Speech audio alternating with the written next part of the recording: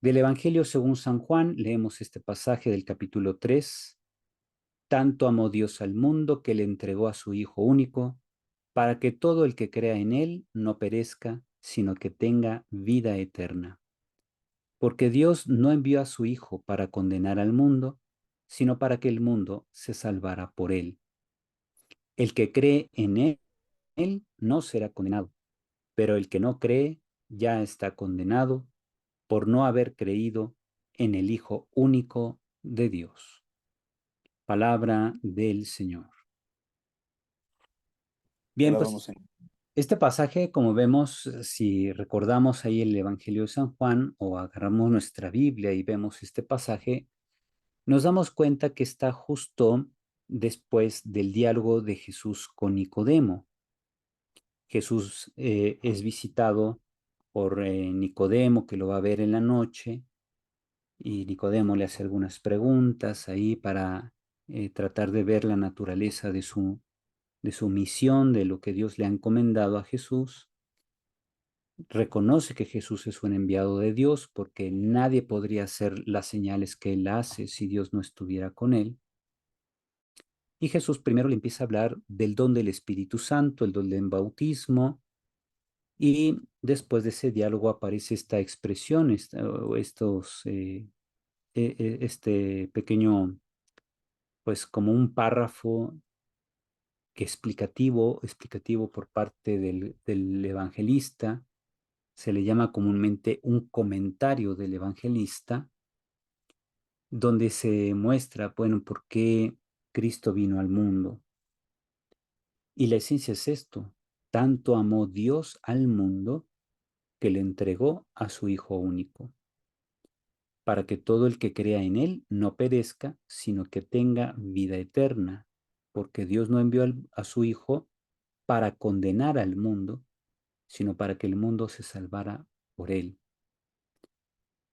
Y esto es muy interesante porque fíjense, comúnmente se pensaba en aquel tiempo que Dios intervendría en el mundo para, como pensaba Juan el Bautista, para ejercer un juicio contra aquellos israelitas que habían traicionado pues lo central de la fe judía. Y así predicaba Juan el Bautista, pues que ya está el hacha a la raíz del árbol y que Dios ya va a proceder, va a cortar y va a castigar a los malvados que han traicionado los principios de la fe judía, como que por ahí iba la predicación de Juan el Bautista. En cambio, Jesús, después del arresto de Juan, según el testimonio común de los evangelios, empieza a predicar el reino de Dios. Siendo que Jesús se había hecho bautizar por Juan, uno pudiera pensar que Jesús iba a continuar con esa predicación del Bautista y en cambio empieza a hablar del reino, empieza a hablar de la misericordia de Dios, de la cercanía que él tiene para con sus hijos y le da un giro de casi 180 grados a la predicación de Juan el Bautista, porque Jesús no viene a anunciar un juicio de Dios contra los malos, sino empieza a presentar la oferta de la salvación por parte de Dios e invita a la gente a la conversión de vida. Por eso les dice: arrepiéntanse y crean en el Evangelio, porque el reino de Dios está cerca. Juan en su Evangelio nos muestra la intención de Dios. Dios no quiere condenar al mundo, como pensaban algunos seguidores de Juan el Bautista.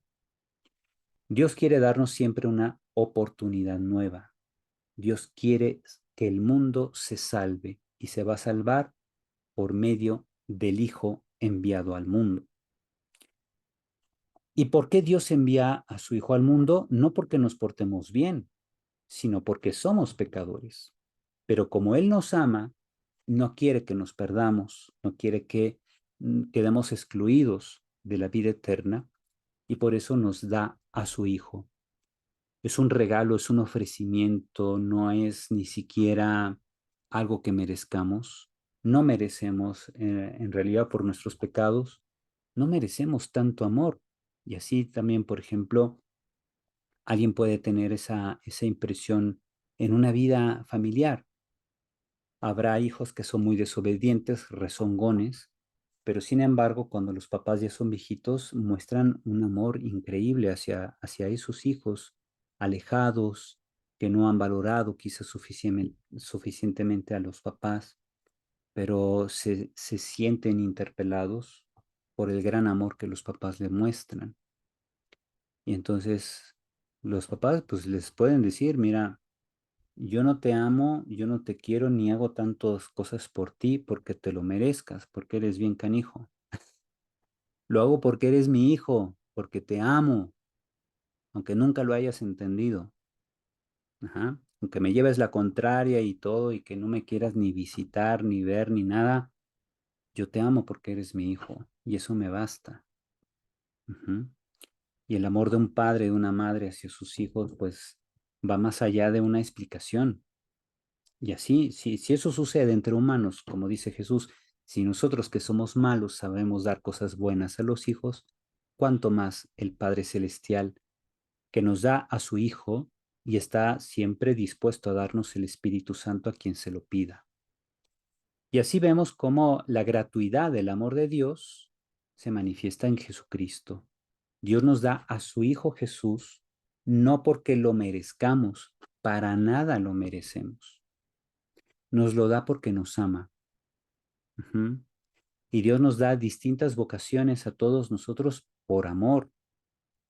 A quien es sacerdote lo elige por amor. A quien le da una pareja para que se case y todo, lo hace por amor. Lo hace en virtud del proyecto que tiene con cada uno de nosotros, quienes van a tener hijos, una descendencia, con cuántas bendiciones Dios no enriquece a una familia, con cuántas bendiciones Dios no enriquece a una persona que lo ha dejado todo por seguirlo en la vida religiosa, sacerdotal, misionera, etcétera, porque Dios nunca se deja ganar en generosidad. Él siempre, además de compasivo y misericordioso, se nos adelanta en la generosidad. Y Dios nos muestra cómo Él no tiene límites. Como les decía, Dios dice, yo soy el que soy, no para darnos una fórmula de una fórmula filosófica de la esencia de Dios que es siempre existir, como decían los teólogos medievales. No, esto va más allá. Como les decía, Dios dice, yo soy el que soy, y con eso nos está diciendo, tú sabrás quién soy yo por las obras que hago por ti, por todo lo que hago por ustedes, pueblo mío, pueblo de mi propiedad.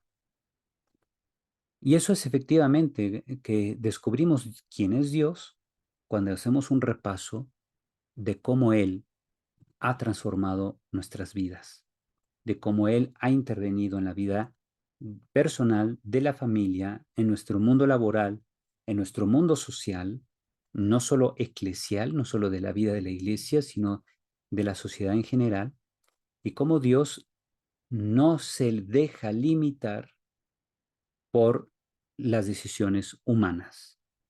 Uh-huh. Dios siempre sale a nuestro encuentro yendo más allá de las condiciones socioculturales en que vivamos.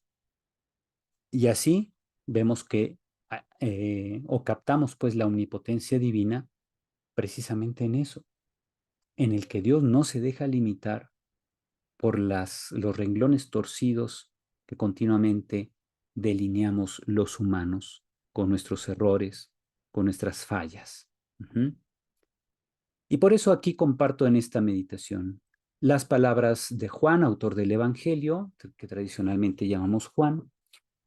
Tanto amó Dios al mundo que le entregó a su Hijo único para que todo el que crea en Él no perezca, sino que tenga vida eterna, constituyen el significado del llamado querigma, que es el núcleo central de la fe.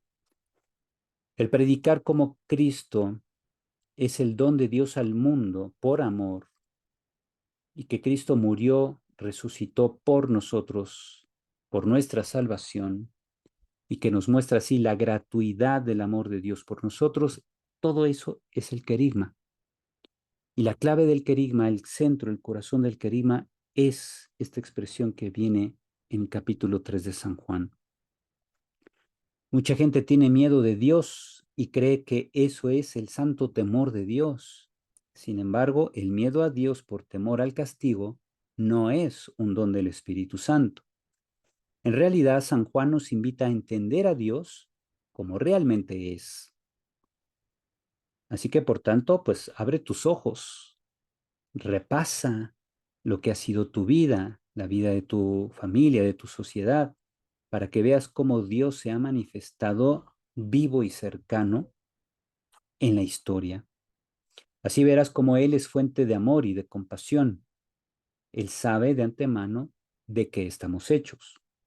Como nuestro Creador conoce nuestras debilidades y nos invita a fiarnos de Él. ¿Mm? Hay mucha gente que dice, hay mucha gente me aplaude y me admira. Si supieran mis pecadotes, Dios sabe de tus pecadotes, ¿verdad? Dios ya sabía desde antes de que nacieras qué pecados ibas a cometer. Y sin embargo, Dios no se escandaliza de ti. Dios, al contrario, viene a tu encuentro, te muestra su amor y te dice, yo ya sabía que ibas a caer. Ujú. Yo ya sabía que me ibas a fallar, pero vengo a levantarte. No vengo a regañarte, vengo a levantarte. Vengo a que camines conmigo, a que veas qué maravillosa es la vida cuando la ves desde mis ojos, desde mi perspectiva. Y para lograr eso, ¿qué necesitamos? Vida de oración, vida sacramental, vida de servicio, de renuncia a nosotros mismos para poder vivir de cara a los demás, de estar siempre disponibles, dispuestos a estar ahí en el momento adecuado con las personas que más lo necesitan. Y por eso, pues les comparto estas orientaciones para la vida. En el amor de una familia se percibe análogamente el amor de la Santísima Trinidad, perfecta comunión de vida. Fíjense cómo pongo esto de análogamente. Uso a propósito este adverbio para decir, bueno, pues obviamente no es que el padre de familia sea imagen del padre, la madre sea imagen del Espíritu Santo y los hijos sean la imagen del Hijo. No, por ahí no va la cosa. Análogamente es porque hablamos aquí de comunión. Personas que se aman y se entregan, se reciben mutuamente en comunión. Más allá de los conceptos dogmáticos, que fue lo que vimos al inicio, cuando hablábamos de la pintura de Andrei Rublev de la Santísima Trinidad, el amor todo lo trasciende. Ojalá todos los padres comprendan que son imagen del Padre Celestial, que los hijos son imagen de Cristo y que el amor que hay entre todos los miembros de la familia es imagen del Espíritu Santo. Porque, ¿qué pasaría si las familias comprendieran esto?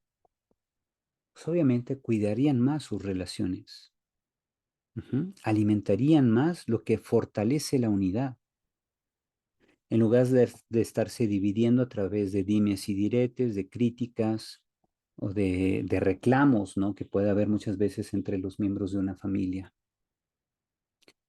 Hay que abrir los ojos y agradecer a Dios que en cada familia vemos ese reflejo de la presencia de la comunidad del Padre, el Hijo y el Espíritu Santo. Y cómo solo por la fe podemos darnos cuenta de esto. Y la fe es un don de Dios. Como les digo, no se llega a la fe por la especulación del intelecto. Se llega a la fe por la apertura a la revelación y esa apertura ya es de por sí un don de Dios.